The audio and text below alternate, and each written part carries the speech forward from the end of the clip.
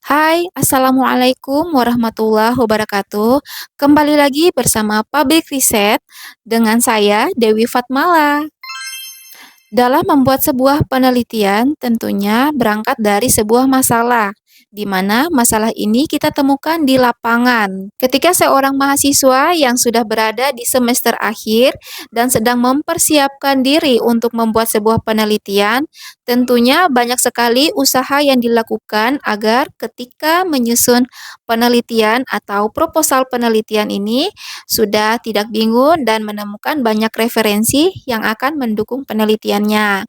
Nah, tentunya kalau kita berfokus pada penelitian kuantitatif untuk mendeskripsikan masalah yang akan kita susun pada latar belakang masalah, tentunya itu jelas berbeda dengan masalah yang akan diuraikan pada penelitian kualitatif. Karena masalah yang terjadi di dalam penelitian kuantitatif ini sebenarnya sudah kita ketahui, sebagaimana masalah ini adalah sebuah penyimpangan yang seharusnya terjadi dengan yang terjadi, ataukah penyimpangan antara teori dengan praktik maupun rencana dengan pelaksanaan. Kalau di dalam membuat sebuah latar belakang penelitian kuantitatif itu, kita harus membedakan dulu mana subjek dan mana objek.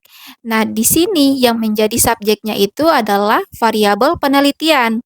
Dan yang menjadi objek itu adalah masalah penelitian kalian termasuk dengan lokasi. Jadi kalau sudah bisa membedakan antara eh, variabel dengan objek penelitian kalian, tentunya untuk penyusunan latar belakang masalah penelitian kalian itu harus dimulai dengan pembahasan objek. Jadi langkah pertama adalah deskripsikan objek penelitian.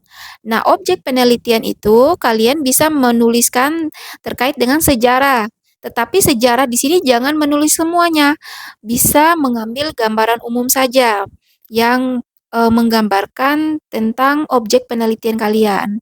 Kemudian, deskripsikan tentang objek kalian ini bergerak di bidang apa. Nah, kalau dia bergerak di bidang hukum ataukah lembaga hukum, maka bisa ditulis dengan jelas objek penelitian yang berhubungan dengan lembaga hukum. Ataukah objek ini berkaitan dengan lembaga pembiayaan ataukah lembaga perbankan. Itu harus ditulis dengan jelas terkait dengan objek penelitian ini bergerak di bidang apa. Selanjutnya, deskripsikan juga terkait dengan informasi-informasi terbaru selama 2 tahun terakhir. Jadi, sebisa mungkin informasi terbaru ini harus ditulis secara jelas dan tentunya harus mengambil data-data yang valid dan relevan dengan penelitian kalian. Jangan sampai informasi yang kalian tulis ini berbeda jauh dengan variabel penelitian. Kemudian, jelaskan secara detail informasi yang terjadi dalam 2 tahun terakhir. Sebisa mungkin teman-teman harus menjelaskannya secara lengkap dan detail. Ambil referensi-referensi yang relevan yang mendukung penelitian kalian. Dan jangan lupa informasi tersebut harus berkaitan dengan variabel penelitian agar latar belakang kalian itu akan menjadi lebih menarik. Jangan sampai kalian menulis informasi 2 tahun terakhir tidak sejalan dengan variabel penelitian yang akan kalian lakukan, maka nanti ketika pembimbing atau penguji membaca proposal penelitian, mereka akan bingung karena tidak tahu sebenarnya proposal penelitian ini mengarah ke mana. Ya, jadi jangan lupa informasi yang termuat di dalam latar belakang penelitian itu, yang pertama harus sejalan dengan variabel penelitian. Yang kedua, mengambil data yang akurat, data yang valid, yang memang benar-benar dari sumbernya.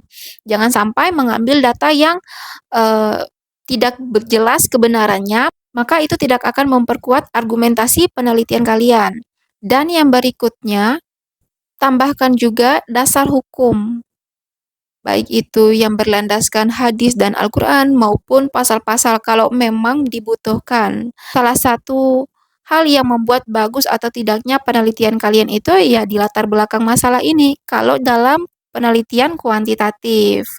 Karena untuk bab-bab selanjutnya itu adalah langkah untuk memecahkan masalah penelitian. Sementara di latar belakang ini adalah awal dari apa yang kalian jelaskan atau gambarkan terkait masalah yang akan diteliti.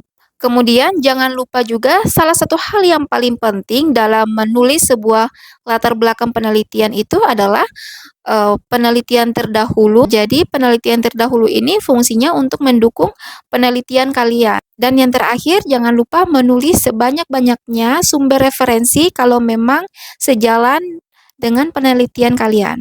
Semoga informasi tentang tahapan menulis latar belakang penelitian kuantitatif ini bermanfaat untuk kalian agar bisa menyelesaikan proposal penelitian dengan cepat.